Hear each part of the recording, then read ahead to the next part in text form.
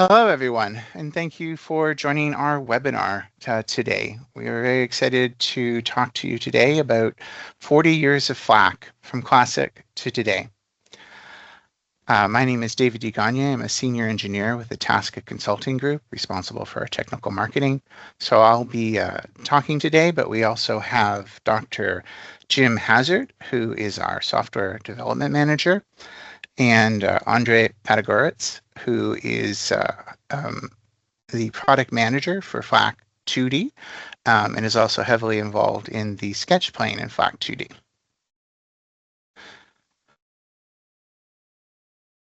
So, FLAC, the classic. It was originally released 40 years ago, February of 1986. I think I was still in high school. Here we have a picture, a more recent picture from 2019, or 18, I should say, of Dr. Peter Kundal running a model on FLAC version 1.0. I believe that was the original, in quotations, laptop that he used to do some of the development and consulting with back in the day. FLAC is a finite difference program. It was designed to solve large strain geomechanical engineering problems. Due to its explicit solution scheme, FLAC became very popular for solving dynamic and highly nonlinear problems. Back then, originally, it was a command line only program for Windows DOS. FISH was developed and to allow for extreme power and flexibility for solving difficult problems. Of course, FISH is short for FLAC-ish. In terms of the evolution, so just a little bit of history. As I mentioned, in 1986, it primarily developed by Dr. Peter Kundal, FLAC 1.0 was first released commercially. In 1989, we added coupled fluid thermomechanical analysis. In 1993, FLAC Basics, our first introductory text for the software, was published. Of course, we had extensive manuals, physical manuals back in those days. If you bought FLAC, you would get a box full of volumes of manuals. Back in FLAC 1, of course, it was just a 3-ring binder. And of course, you would install it with I think it's 5¼ inch floppy disks. So a little bit of flashback of memory for those of you who are closer to my age. FLAC in 1994 reached a milestone of 1,000 licenses worldwide, and we also released FLAC3D version 1 that year. In 1997, FLAC4 was released, and it featured essentially our first foray into user interfaces, graphical user interfaces, and the Geek, which was graphical interface for ITASCA codes. So those of you who've used older versions of FLAC or UDEC might be familiar with that. And that brought us away from a purely command-driven process. In 2002, FLAC Slope was released, providing a simplified tool specifically for factor safety analysis in slopes. It was essentially FLAC, the FLAC engine with a different user interface. In 2008, ITASCA hosted the first FLAC-DEM symposium in Minneapolis. We had our most recent ITASCA symposium in Toronto in 2024. Of course, we focus on or feature all of the software products, not just FLAC. In 2011, FLAC 7 was released, where we added multi-threading for the first time to utilize multiple CPU cores. In 2016, FLAC 8 was released, and it featured more enhanced interactive tools for model building. And then, more recently, in 2023, FLAC 9.0, FLAC2D 9.0 officially succeeded Classic FLAC. And if anyone was wondering, one of the reasons we skipped ITASCA software version 8 is just to simplify any confusion around going from a FLAC 8.1 to a FLAC2D version 8. So everybody skipped 8 and went on to 9. So in terms of those who have used the older version, our classic version of FLAC 8.1, it was, of course, a graphical user interface. And you would have essentially structured meshes. In the current version of FLAC2D, you have a combination of plots, graphical user interface, interactive tools, and of course, still the ability to work with a data file. Why the change?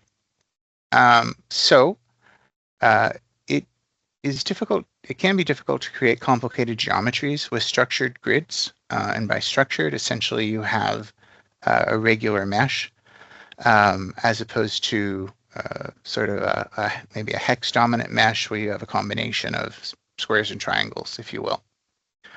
FLAC was based on a Fortran code base, which was difficult to maintain and improve. ITASCA software, the rest of our software is based on a C++ platform. The graphical user interface had become antiquated when compared to modern UI UX standards. And we also were interested in making the 2D version of FLAC as similar as possible to 3D, to have the same commands and fish structure, the same look and feel, and the same capabilities. So essentially, FLAC2D is you can think of it as a 2D version of FLAC3D.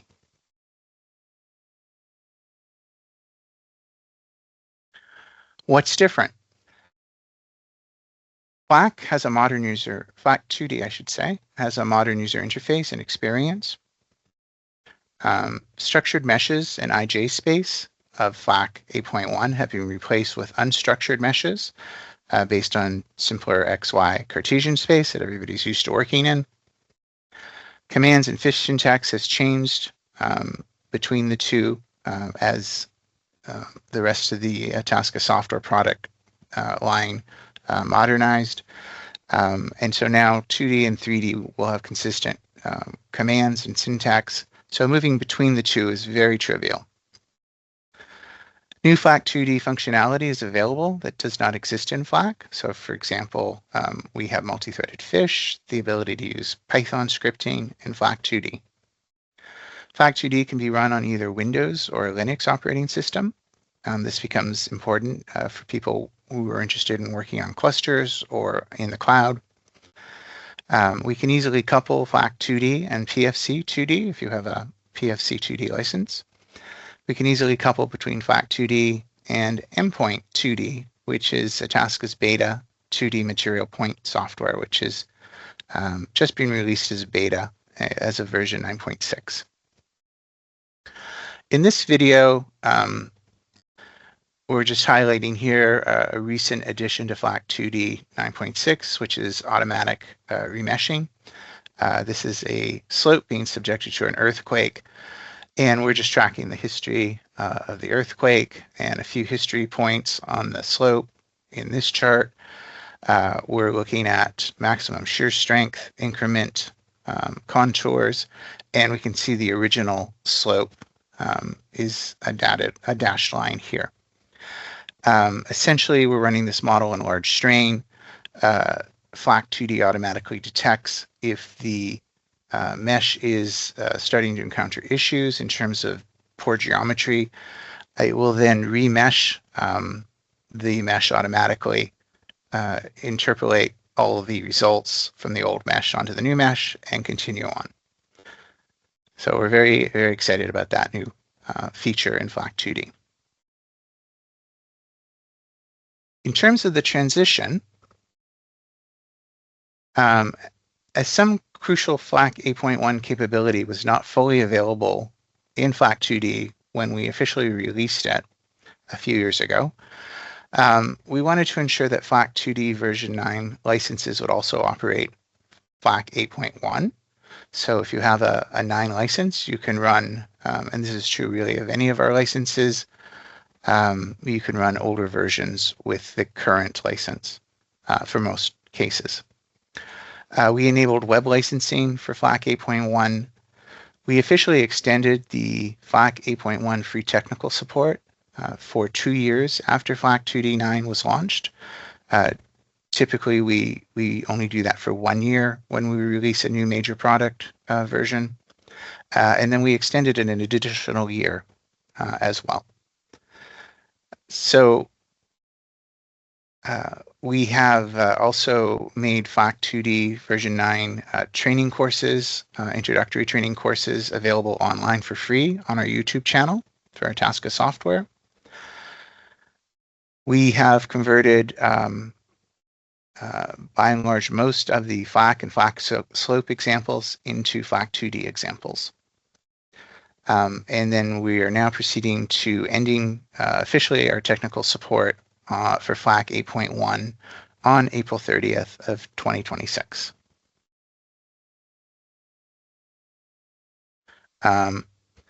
So in terms of the structure of the model or the mesh, we're really going from this sort of structured IJ space where we just have indexes.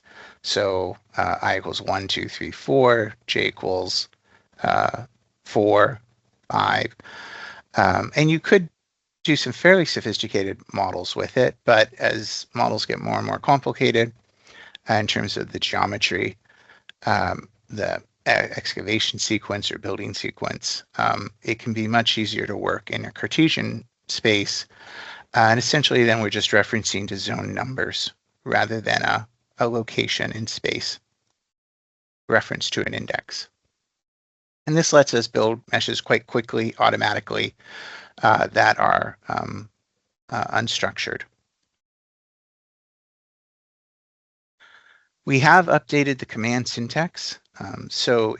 We have strived for essentially making the commands, the fish functions, consistent and clear.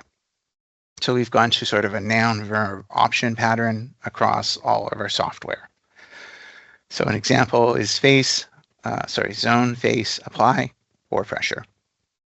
The underlined letters just mean that we can truncate the commands. So the same command could simply be Z F A P -P if you want to have a concise version of that.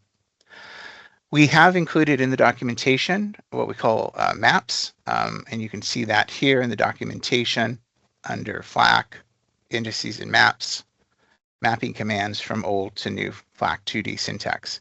So if you have a FLAC 8.1 command and you want to see how that command may be used in FLAC2D, then you can see this in the map. And there's something similar for fish as well. We have, in moving to FLAC2D, we have moved to a range logic, which is what most of the other software products use. So we can now have commands act upon a range to limit action to some part of the model. So an example of that is we could say zone face applies stress in the XX orientation to be -1 over a range of position X equals 0. So X equals 0 is this location on this face. So it's going to apply a stress of -1 in this direction. Before that, you would always have to refer back to either an I or a J range, and it could be a little convoluted. So the FLAC2D syntax is designed to be closely compatible with FLAC3D. Like commands, the fish syntax was updated, and we now follow sort of a type.quantity format. So zone.prop or properties, grid point gp.pause for position. And as I mentioned before, the IJ indices are largely replaced by ID numbers or group names. The functions are better organized, so ATAN becomes math.atan. It's a little longer, but it's also much clearer as to what that is. And you can look all the functions up for math in one spot in the documentation. We also have increased support for modern data types, including tensors and matrices. We added inline fish for quick calculations. So for example, if you wanted to define a property through some kind of mathematical calculation, before you might have had to write a fish function that was 2 or 3 lines long to do the calculation, and then reference that variable, fish variable, in a command. In a command, we can simply have the command, zone property cohesion, and we can actually just in these square brackets do a quick fish calculation. Presumably UCS is referring to some other fish function or fish variable. FLAC2D syntax is designed to be closely compatible with FLAC3D. And again, there's a fish map in the documentation.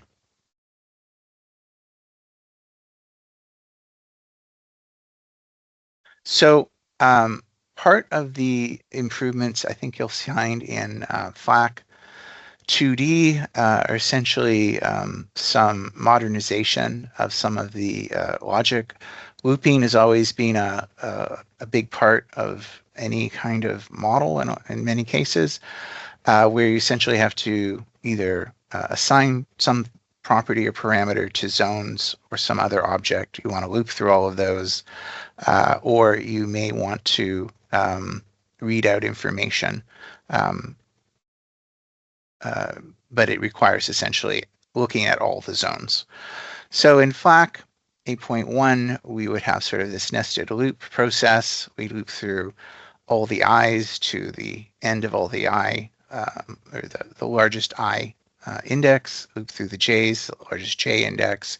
In this case, we're just outputting the x position of those zones. To do that in FLAC2D, we can use what we developed as a loop for each. GP is just whatever variable you want to call it. GP stands for grid points. And we can look at a list of all the grid points. So it's just a more compact way to do that. And likewise, we're just outputting in the console what the position of those grid points are.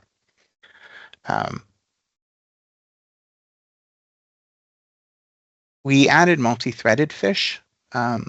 So fish in FLAC 8.1 is a single thread. So even if you have a multi-core computer, it's essentially only going to run on one thread. With FLAC2D version 9, ITASCA introduced the ability to execute fish functions across multiple CPU cores simultaneously. That's known as multi-threading. This reduces runtime. Custom calculations, including fish calls that you might be doing every step, runs much faster. It is efficient for data processing. It allows for more complex, user-defined constitutive behaviors or post-processing scripts to scale with modern hardware. It has better integration, so fish operators work seamlessly with multi-threaded C++ kernels of the ITASCA engine. And we'll see an example of that in a second. And future-proof. It enables future FLAC2D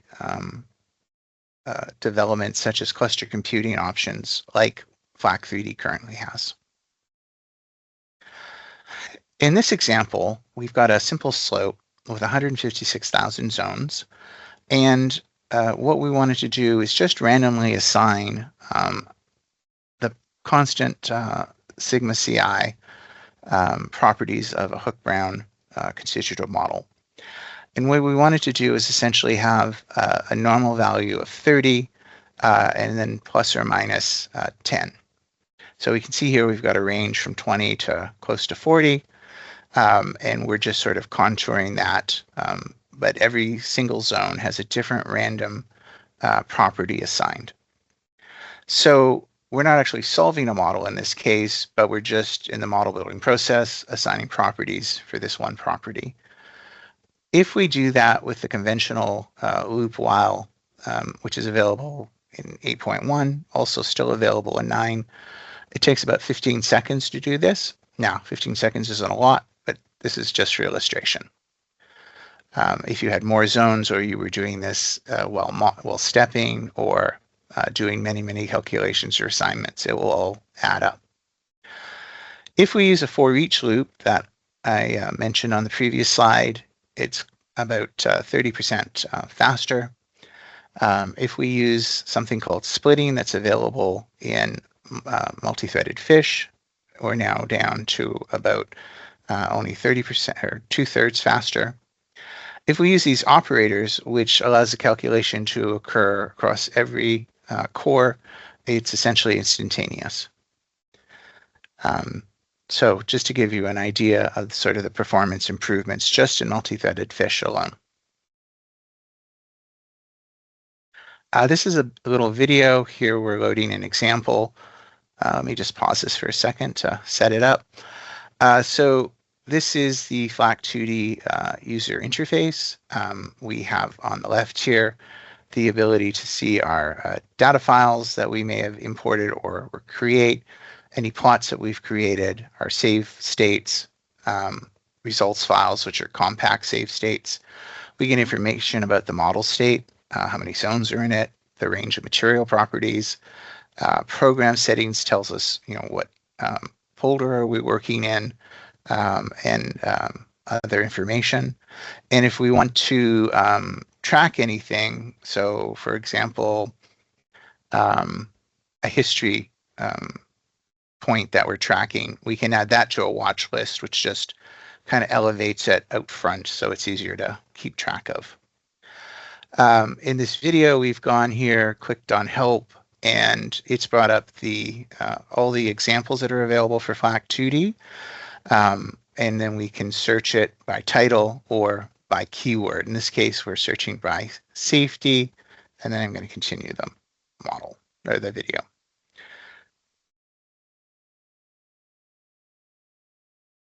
So we have loaded up a model. We can now see that these things are populated. We can drag that data file over to view it, adjust things. Note that the example write-up has been brought into the help dialog. In this example here, we're going to click on a keyword, click Control-1, and that'll bring us to that section of the documentation automatically. So it's got contextual help. If you click on somewhere in a data file, you're able to find out more information about that particular keyword or command. We can also do autocomplete. So if we know the start of a command, Control Space will show us what the rest of the command may be and the different options that are available.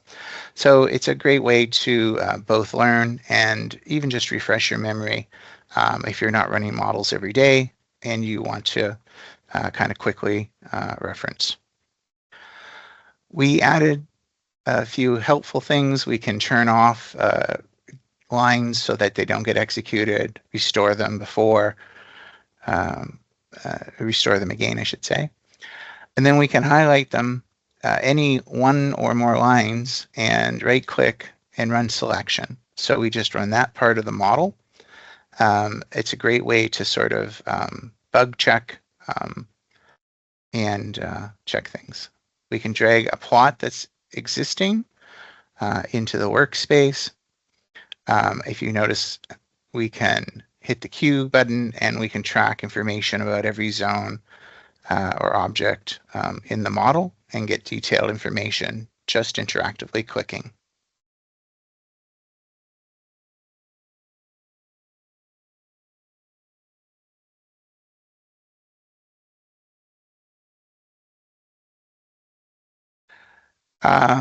Sorry, I was just looking at a chat.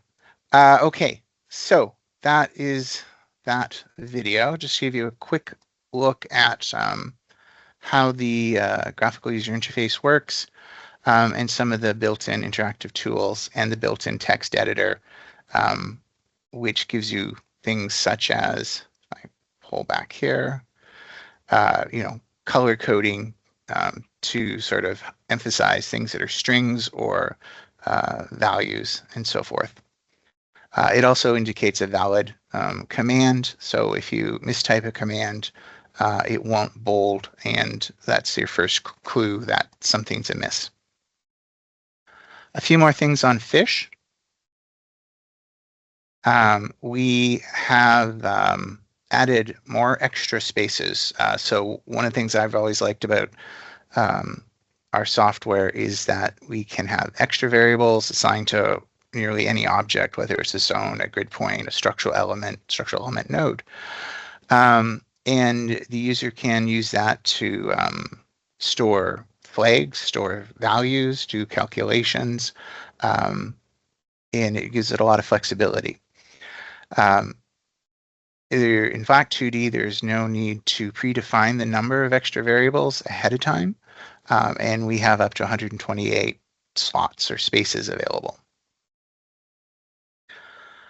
We've simplified a number of functions that those of you using FLAC may be familiar with or use quite a bit. So some fish functions required memory access, such as structural elements or interfaces. Those are just built-in functions in FLAC2D. And so you don't have to worry about sort of stepping over your own model's memory if you miscalculate something in terms of working with memory spaces. Anyhow, it's just been greatly simplified. They're just variables now. Built-in Python. Python is now included with FLAC2D. It can be used for scripting, just like fish. You can either type it in directly via the IPython console, or more likely use the built-in text editor, just like you would with fish. You just have to save it with a .py suffix, and it will FLAC2D will know that that's a Python file that you want to run using Python. And so that's all built in. We also include a number of standard libraries, NumPy for matrix operations, SciPy for optimization, and matplotlib for custom publication quality plotting. There's actually many, many more, including libraries for machine learning and other engineering and scientific tools. You can also add your own. You just have to essentially put it in the right location relative to the FLAC2D model, or not model, but program, and that'll be available to you. So Python doesn't necessarily replace fish. You can use them both. You can use one or the other. Of course, Python is much more widely used in the world, but it also has some really nice advantages in terms of running sensitivity analysis, Monte Carlo simulations, and complex geometry generation. We can easily import or export data in modern formats with Python. And we can also create custom UI forms and plots. So if you want to create your own window with fields, forms, buttons, you can do that, whether that's for loading a file or inputting some kind of data. That flexibility is available. In terms of model building, so what's different? So in FLAC 8.1, we had a virtual grid and a geometry builder. Honestly, I've used both. I was never 100% sure which one to use when, but managed to work my way through it. But now in FLAC2D with the sketch tool, it's a much simpler, much more intuitive, but essentially it's performing similar actions, but really it's much more powerful. And it's an automatic, sketch is an automatic hex dominant mesher. If you define your kind of model and cut it into blocks that are 4 or 5 sided, you can still also have a sort of structured mesh approach as well. But then we could see outside of here where we're getting mostly squares, but some triangular regions, so it's hex dominant. With Sketch, we can import DXFs or tables, XY tables, and turn them into points and edges. So a sketch here of a slope, we have the points here indicated that are defining these edges.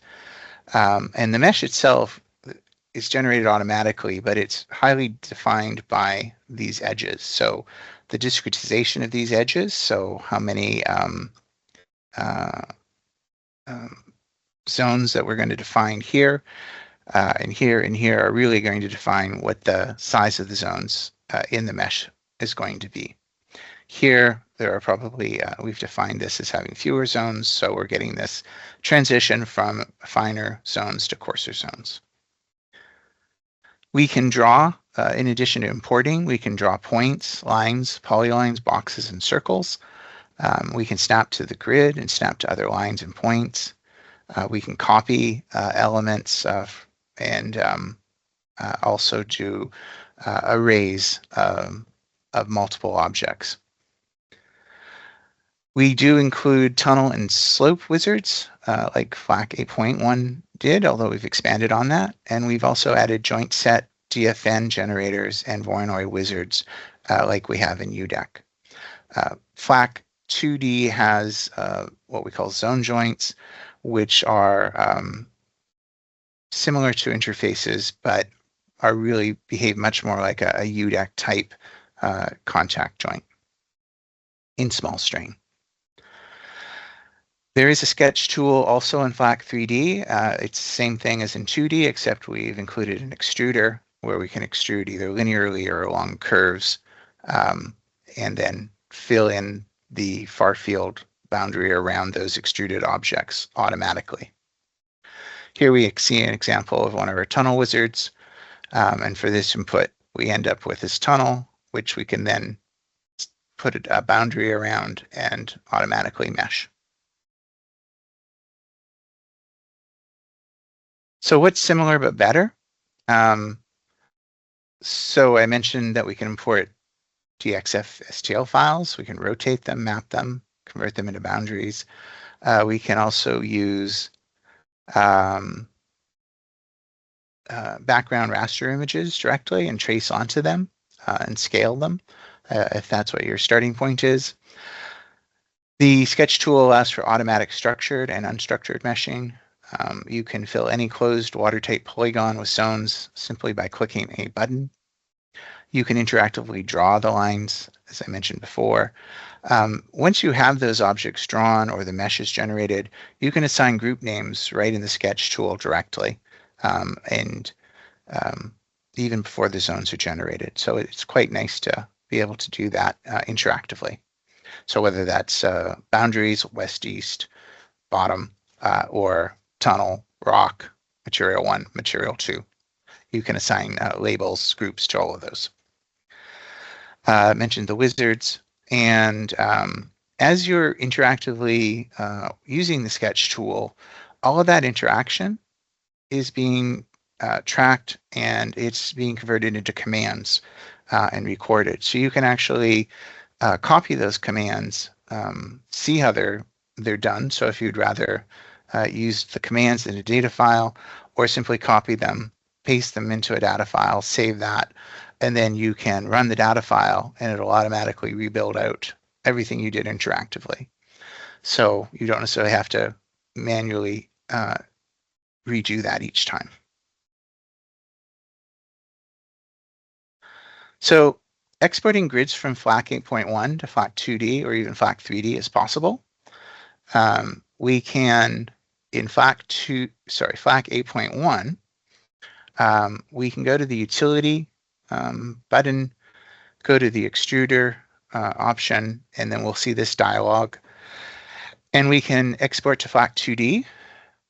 We can export to FLAC3D, so it'll let us extrude in the out of plane direction, or we can also export to FLAC3D as a revolution. So if you wanted this to be a cone of material as opposed to a linear extrusion of material, that's all possible. Now that will only be the mesh, but that's in many cases a big part of the work of building the model.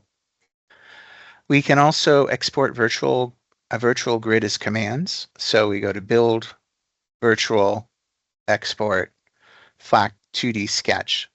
And so what the difference there is, if I look into FLAC2D view, how we import it, we can import that first case, we can import from FLAC2D because the file that it creates will be a FLAC2D grid. So then we just import that and we'll get this grid. Or as I mentioned here, these virtual grid as commands will essentially save it as a data file, which you can then open and execute or modify. And then this was originally in FLAC 8.1, and now this mesh is in FLAC2D.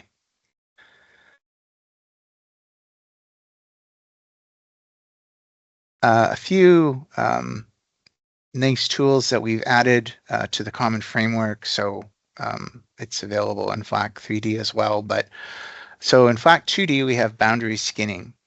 It automatically skins the model, identifying the external boundaries and grouping them. So this is really useful for boundary conditions.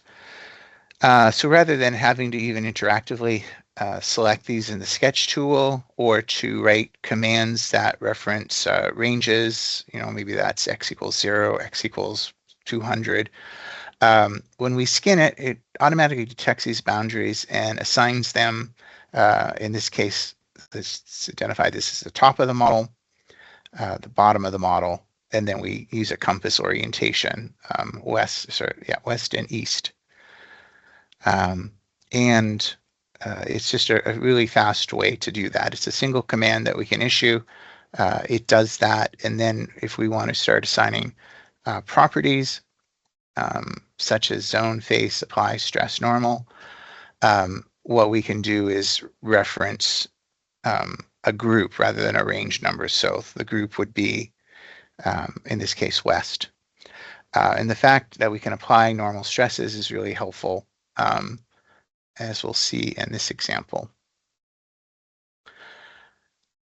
A quick note that stress boundary conditions are always given at the origin. So here's an example where we can use those. We've got zone, face, apply, stress, normal. So it's going to look at the normal orientation of these faces and apply the stress accordingly, as opposed to applying an X or a Y stress. So it really simplifies dealing with convoluted shapes.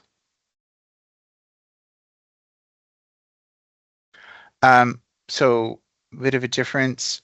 In FLAC2D, properties are assigned directly to zones and structural elements, etc., and not to material numbers. So in FLAC, we would essentially have a reference to a material number. So essentially, the property would be defined on one line, and then we'd apply that property to, in this case, a structural beam on another. In FLAC2D, you just go structural beam property, you assign the properties directly. Of course, we can also control it with a range, which could be, again, a position, spatial position, or a set of objects that we've pre-named. Solutions. So FLAC2D has all of the constitutive models that FLAC 8.1 would have had, but since there's been a number of years of development with FLAC2D since 8.1, we have added a number of constitutive models. So we have the P2P sand model, which is a dynamic earthquake liquefaction model developed by ITASCA. We've added a concrete model, a curved, more Coulomb model. So instead of just having a linear relationship, we can have a more sophisticated function to represent the more Coulomb material strength criteria. We recently added a clay and sand model, CASM, for tailings dams. And we've also introduced a JWS equation of state constitutive model for explosives and blasting.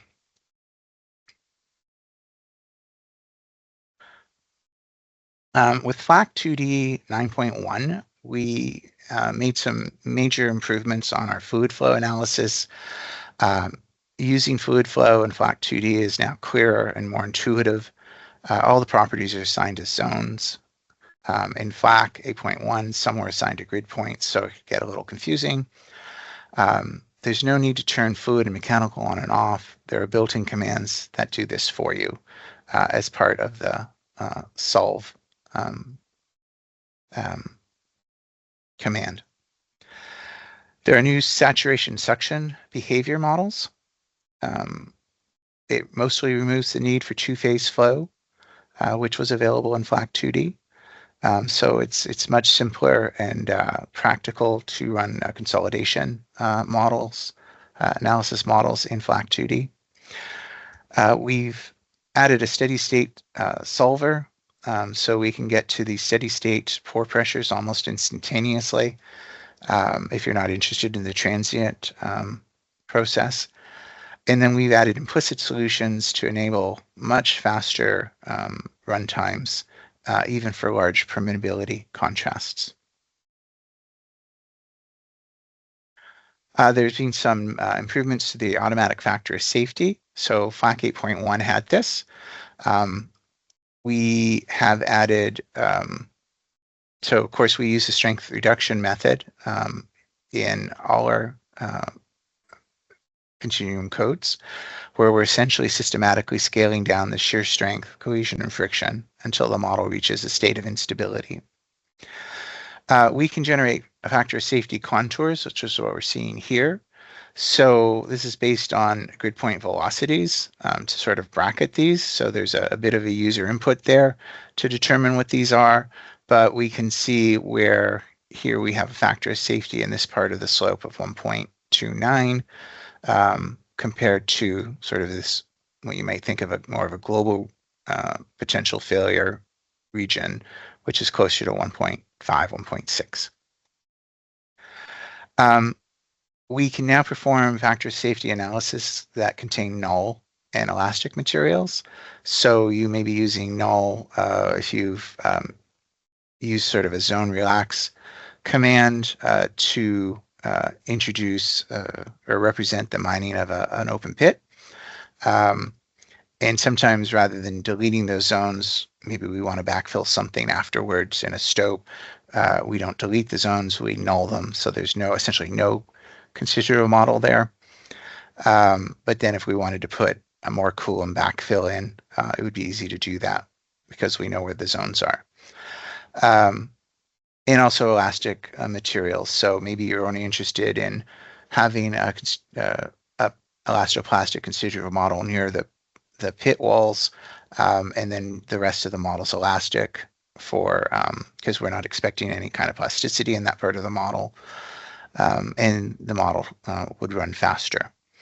That's something that we couldn't do that we can't do in FLAC 8.1 that we can do in FLAC2D.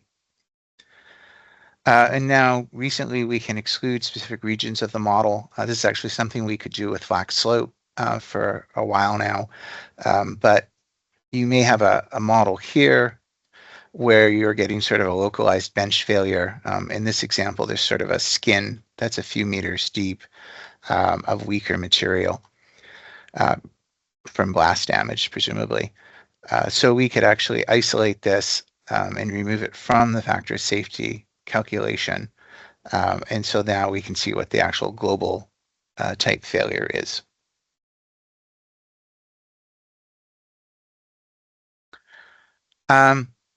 This is something we've been talking about a fair amount in general.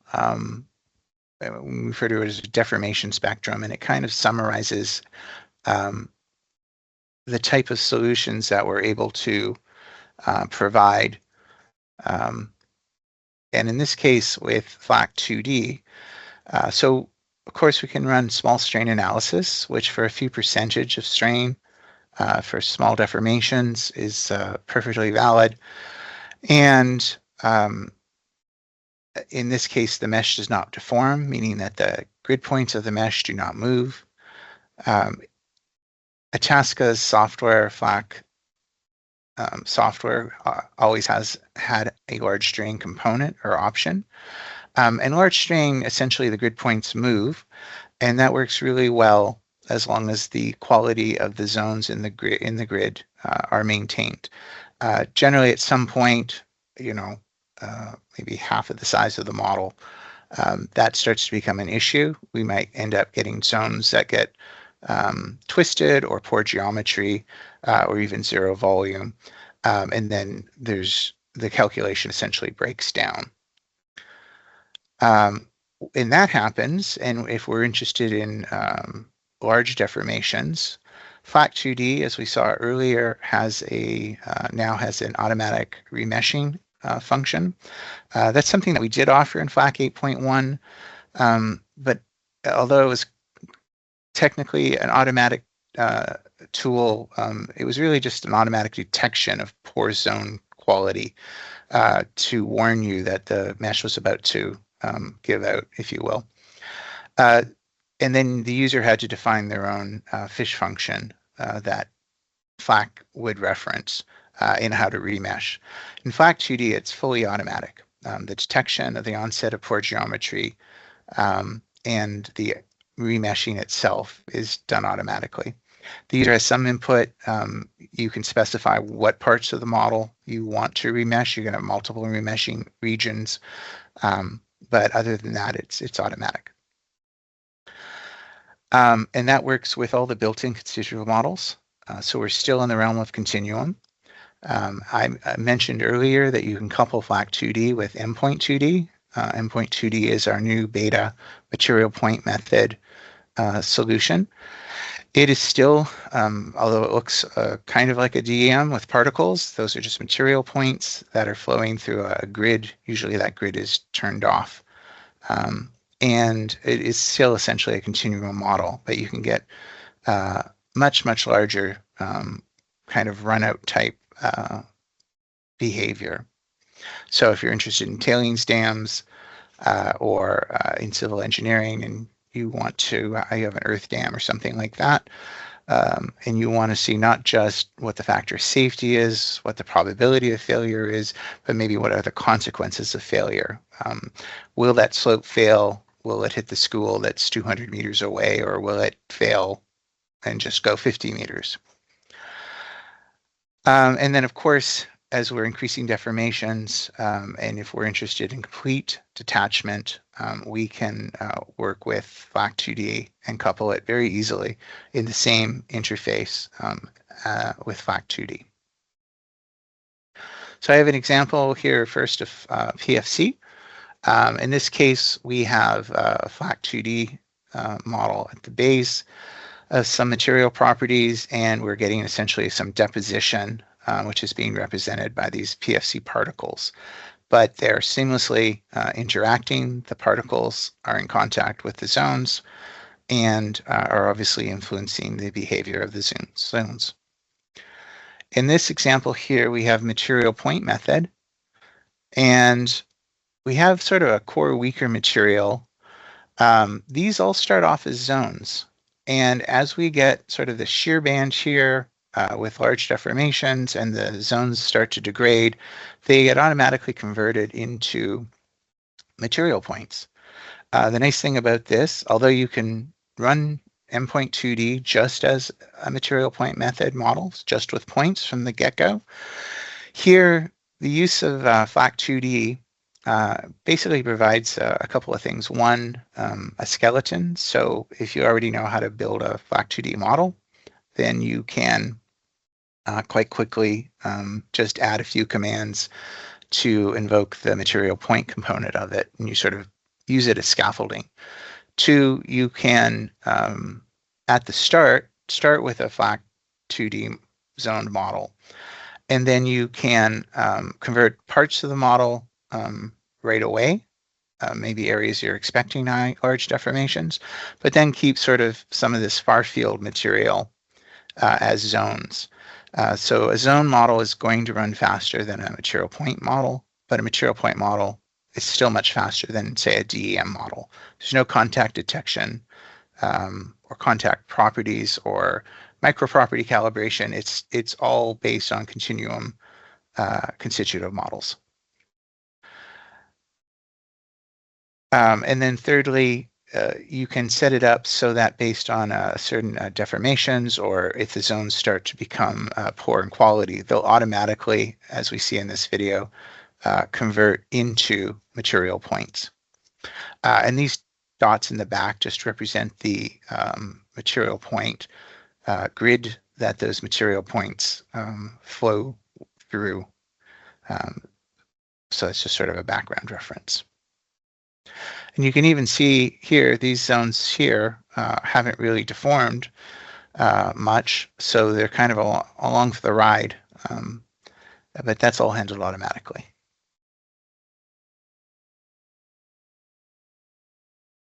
What's missing for now? So these are things that were in FLAC 8.1 that aren't currently in FLAC2D. So infinite elastic boundaries, fish constitutive models, the support structural element, two-phase flow, although the new fluid flow logic probably handles most of the things you'd want in two-phase flow, but perhaps not all. We have axisymmetry in FLAC2D, but not for fluid flow or structural elements, just mechanical so far. So let us know if any of these are critical to your work, and we will see how we can help. I'm not going to go through these in detail, but we have a What's New section in our YouTube channel. Every major release, in this case 9.0, and also every point release as we've moved to a subscription model, and we're getting updates and new features, new improvements, speed improvements out more regularly and faster every year as opposed to every 3 years, or well, many times in a year as opposed to every 3 or 4 years. So these are all of the things that we've added. Just to kind of highlight, in version 9, 40% faster static solutions, larger dynamic time steps, so faster dynamics, the zone joints that I mentioned, which really supplant the interface logic and is really useful if you have a lot of joints, currently only in small strain. Maxwell damping really speeds up the application of dynamic modeling. We've added an AI assistant that's trained on our documentation, so you can answer real language questions in 95 languages, and then just a whole host of improvements throughout the point releases. So I would point you towards our YouTube channel to learn more about these, or just ask us. So in summary, why you should change. So FLAC 8.1 has become a legacy code built on an outdated platform. The Geek, while innovative for its day, is now antiquated compared to modern UI UX. The use of IJ space adds a layer of complexity to model building, and at the time was innovative, but no longer offers any significant computational gains with modern computers. The strongest and most popular features from 8.1 have been improved and are now available in FLAC2D, including faster modeling, new constitutive models, remeshing, zone joints, faster fluid flow, and Maxwell damping, to name a few. With a subscription or maintenance license, and a maintenance license is something you can add to a perpetual license to get the access to point releases. There are 3 or 4 significant point releases each year is our goal, and then you always have the most up-to-date software. A couple dates to be aware of. ITASCA has not updated FLAC 8.1 since November 17th of 2023. With technical support for FLAC 8.1 ending on May 8th, ITASCA will no longer be working on FLAC 8.1 updates, bug fixes, or security patches. And then April 30th is a happy date. You have the ability to upgrade if you currently have a FLAC 8.1 license by April 30th to lock in a 35% discount. If you are thinking of upgrading or have any questions, I will answer. I see we have a few questions in the comments, but if you have any questions or want to learn out more, go to itascasoftware.com and you can see the FLAC2 landing page. Shoot us an email at sales@itascasoftware.com, or you can use this QR code to set up a discovery call.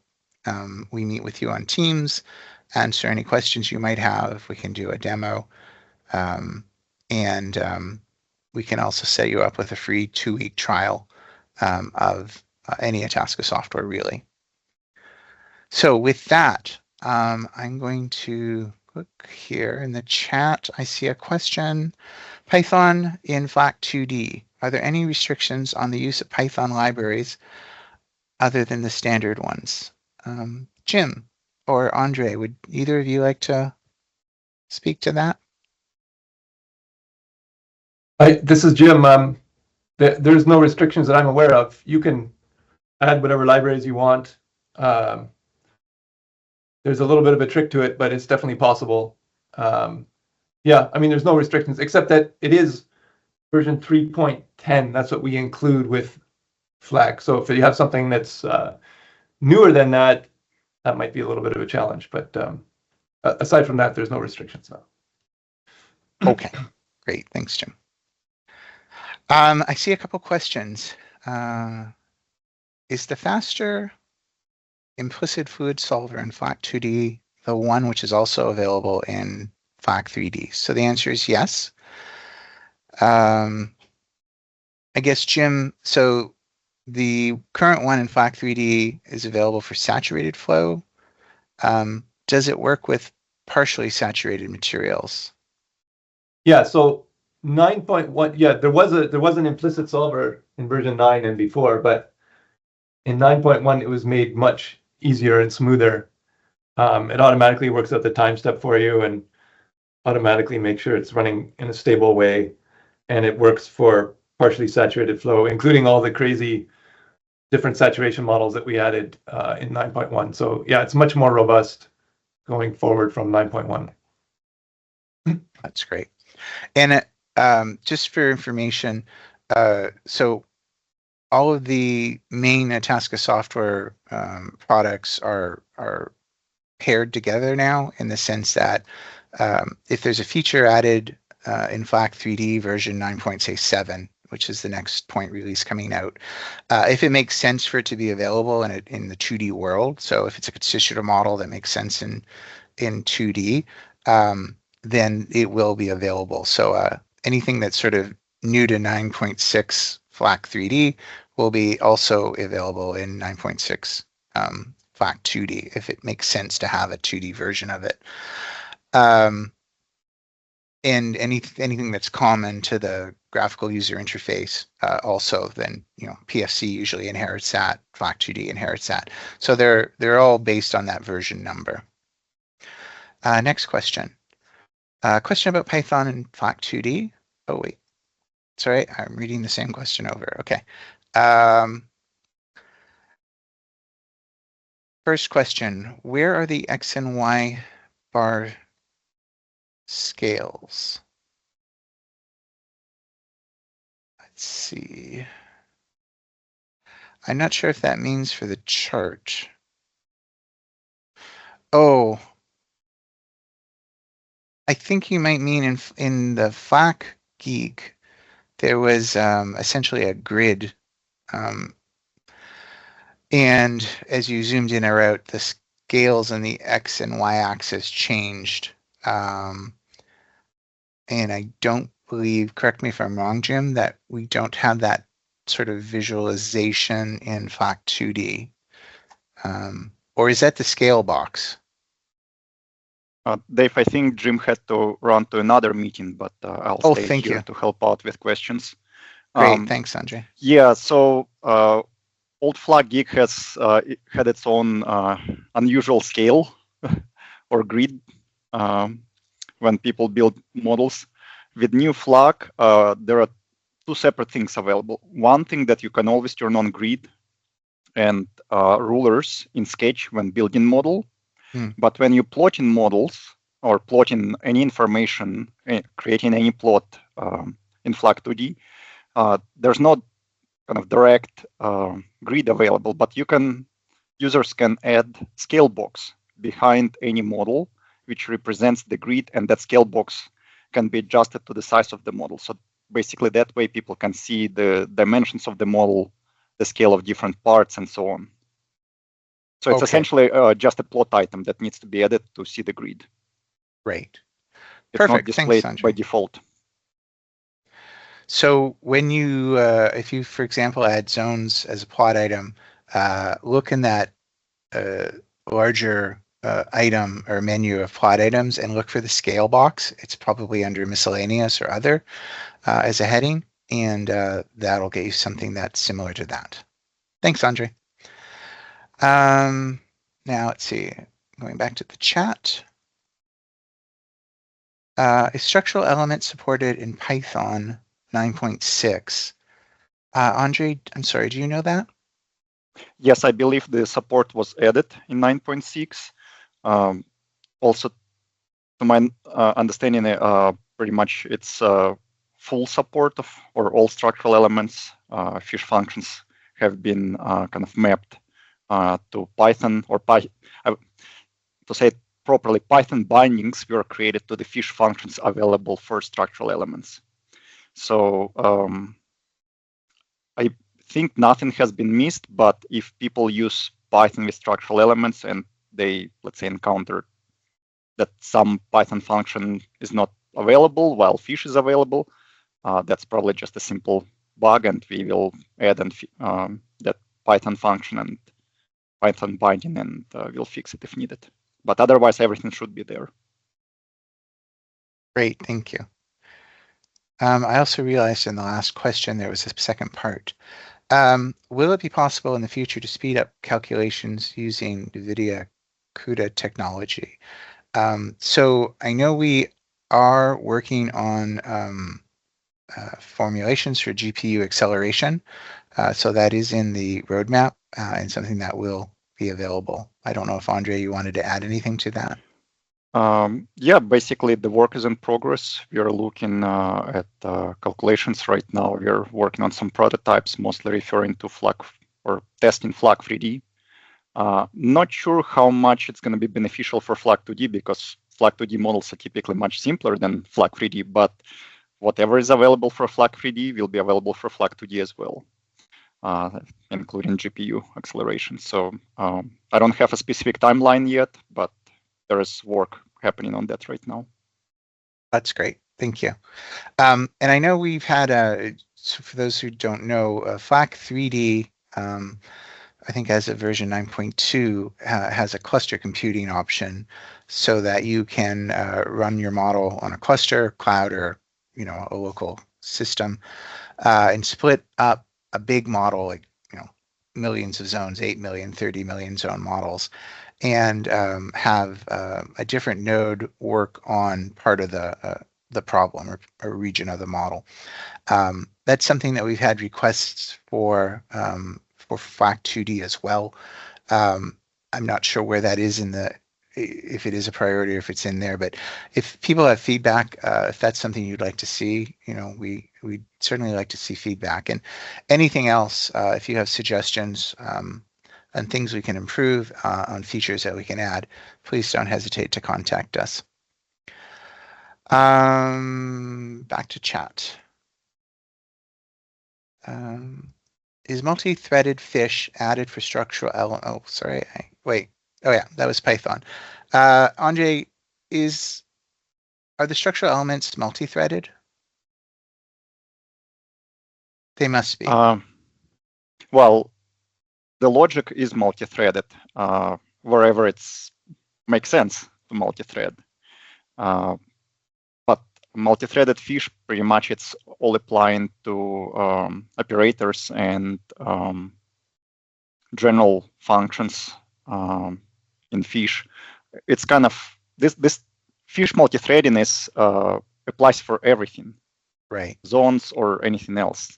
So you can supply structural elements and multi-threading.